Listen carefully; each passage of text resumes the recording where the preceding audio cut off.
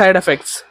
ക്രിയാറ്റിൻ്റെ side എഫക്ട്സിനെ കുറിച്ച് വേറെ ചെയ്യുന്നതിന് മുമ്പ് അതിൽ ഇമ്പോർട്ടൻ്റ് ആയിട്ടുള്ള പ്രോട്ടീൻ കഴിച്ചാൽ നിങ്ങൾക്കൊരു വലിയ പ്രോബ്ലം ഉണ്ടാകാനുള്ള ചാൻസ് ഉണ്ട്.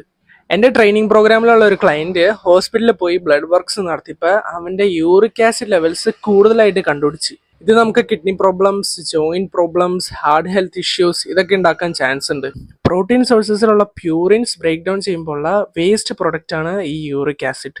അപ്പോൾ പ്രോട്ടീൻ കൂടുതൽ കഴിച്ചാൽ ഈ യൂറിക് ആസിഡ് ലെവൽസ് കൂടും. അപ്പോൾ ഡോക്ടർ എന്ത് പറഞ്ഞു? പ്രോട്ടീൻ കഴിക്കൽ കുറയ്ക്കാൻ പറഞ്ഞു. ഒരു ഡോക്ടറിന്റെ പോയിന്റ് ഓഫ് വ്യൂവിൽ നോക്കുമ്പോൾ ഇത് ഓക്കെയാ, പ്രോട്ടീൻ കുറച്ച് കഴിക്കുമ്പോൾ യൂറിക് ആസിഡ് ലെവൽസ് മാനേജ് ചെയ്യാൻ പറ്റും.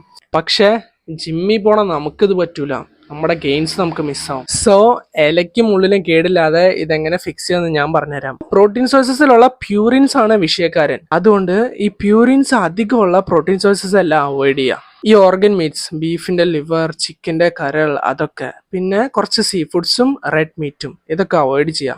എന്നിട്ട് ഈ പ്യൂറിൻസിന്റെ എമൗണ്ട് കുറവുള്ള ചിക്കൻ ബ്രസ്റ്റ്, എഗ്സ്, മിൽക്ക് ഇതൊക്കെ കൺസ്യൂം ചെയ്ത് നിങ്ങളുടെ പ്രോട്ടീൻ ഗോൾ ഹിറ്റ് ചെയ്യുക. എൻ്റെ ക്ലയൻറ്റിന് അവൻ്റെ പണ്ടത്തെ അൺഹെൽത്തി ആയിട്ടുള്ള ഡയറ്റ് കാരണം കൊണ്ടാണ് ഈ പ്രോബ്ലം വന്നത്. നിങ്ങൾക്കിത് വരാതിരിക്കാൻ വേണ്ടിയിട്ട് ഒരു ഹെൽത്തി ആയിട്ടുള്ള ഡയറ്റ് ഫോളോ ചെയ്യുക, ആവശ്യത്തിന് വെള്ളം കുടിക്കുക, പിന്നെ ആൽക്കഹോൾ അവോയ്ഡ് ചെയ്യുക.